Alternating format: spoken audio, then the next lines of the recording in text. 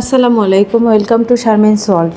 বেশ কয়েকদিন আগে আমরা টুকিটাকি কেনাকাটার জন্য বসুন্ধরা সিটি শপিং কমপ্লেক্সে গিয়েছিলাম। ঢাকার রাস্তায় বের হব আর জ্যাম পাবো না তা তো হতেই পারে না। আমরা জ্যামের মধ্যে বসেছিলাম কিছু। কোথায়?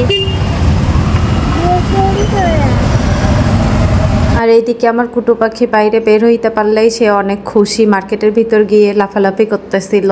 ওকে জিজ্ঞাসা করতেছিলাম মার্কেটে এসে তুমি কতটা খুশি, সেটাই ওই হাত দিয়ে দেখাই দিচ্ছিল। এইদিকে আমাদের কেনাকাটা শেষ। এই যে ব্যাগ নিয়ে নিচ্ছে, না আমাকে দিবে না ওর মিম্মিকে দিবে, কাউকেই দিচ্ছিল না ব্যাগ। সে এমন একটা ভাব, সে অনেক বড় হয়ে গেছে। এখন অবশ্য বলতে শিখে গেছে যে সে বড় হয়ে গেছে। কিছু বললেই বললে আম্মু আয়রা বড় হয়ে গেছে।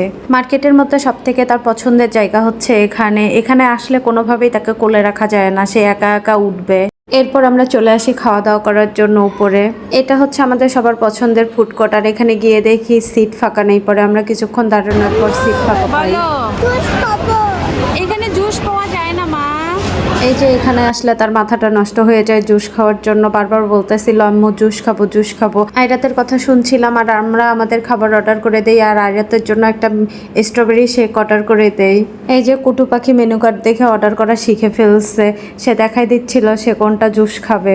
এদিকে আমাদের খাবার চলে আসছে। আর আয়রাত মানে ফ্রাইড রাইস দেখে জুসের কথা ভুলে গেছে। আয়রাত আবার ফ্রাইড রাইসটা একটু পছন্দ করে, তো এই জন্য নিজে নিজেই খাচ্ছিল একা একা।